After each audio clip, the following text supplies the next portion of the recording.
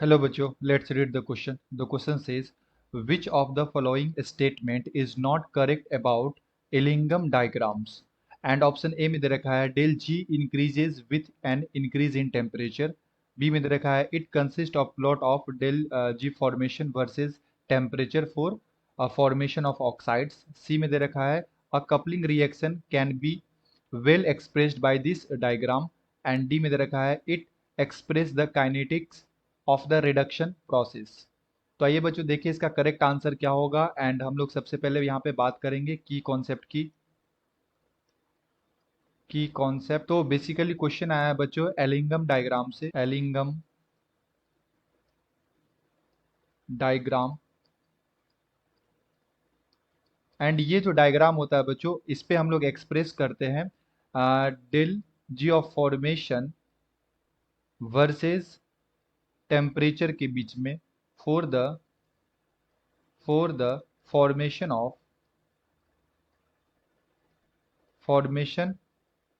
Of oxides of various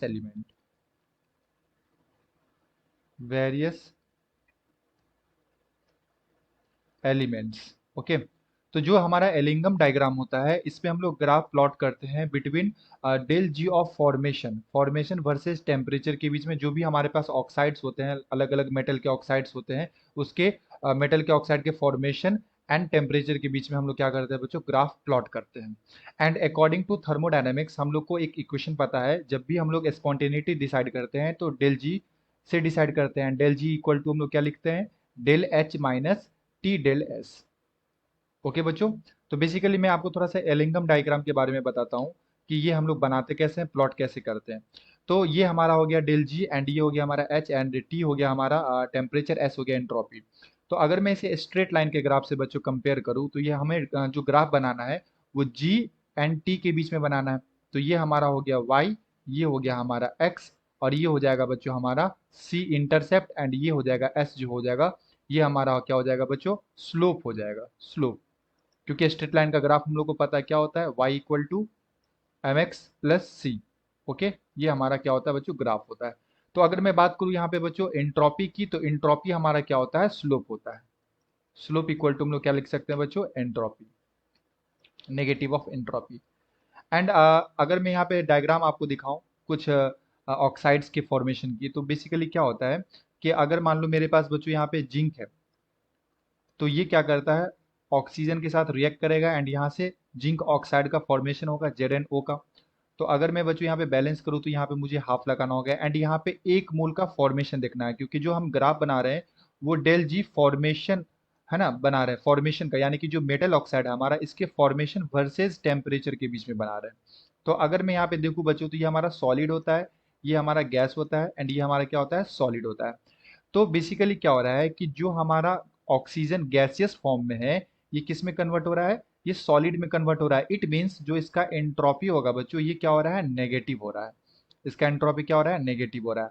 and जो हमारा slope है वो स्लोप भी क्या है बच्चों, negative of entropy. So negative and this negative, ये दोनों आपस में कंबाइन होकर ये पॉजिटिव वैल्यू देते हैं। ओके, तो जो हमारा स्लोप आता है ये ओवरऑल कैसा आता है, पॉजिटिव आता है। तो ग्राफ हमारा कुछ इस तरह का होता है बच्चों, इस तरह का। इधर हम लोग टेम्परेचर लेते हैं एंड इधर हमको लोग लेते हैं del formation of G. Okay, del G formation. तो ये हम लोग लेते हैं, तो यहाँ पे हमारे पास क्या होते हैं, नेगेटिव कुछ वैल्यू होते हैं। लेट सपोज यहाँ पे हमारे पास -1200 है, यहाँ पे हमारे पास माइनस मान लो 500 है ना, यहाँ पे मान लो -200 है। तो ये वैल्यू क्या हो रहा है, इंक्रीज करते जा रहा है ना, -1200 से 200 की तरफ जा रहा है। एंड यहाँ पे हम लोग क्या लेते हैं बच्चों, टेम्परेचर लेते हैं। तो बेसिकली क्या होता है कि जब हम लोग इसका ग्राफ देखेंगे तो स्लोप हमारा क्या हो जाएगा, ओवरऑल पॉजिटिव हो जाएगा। क्यों, क्योंकि ये गैस से क्या हो रहा है, सॉलिड के अंदर जा रहा है, तो एंट्रोपी हमारा डिक्रीज हो रहा है, तो डिक्रीज होने की वजह से क्या आ जाएगा, ओवरऑल पॉजिटिव आ जाएगा। तो स्लोप हमारा क्या हो जाएगा, पॉजिटिव हो जाएगा। और ये जो हमारा एच होता है बच्चों, ये क्या होता है, इंटरसेप्ट। ये हमारा क्या होता है, एच इंटरसेप्ट होता है। तो ग्राफ कुछ इस तरह से बच्चों स्टार्ट होता है, इस तरह से ऐसा कुछ होगा, एंड ये हमारा क्या हो जाएगा, इंटरसेप्ट डेल एच हो जाएगा। एंड यहाँ पे जो हमारा स्लोप है ये ओवरऑल कैसा हो जाएगा बच्चों, पॉजिटिव हो जाएगा।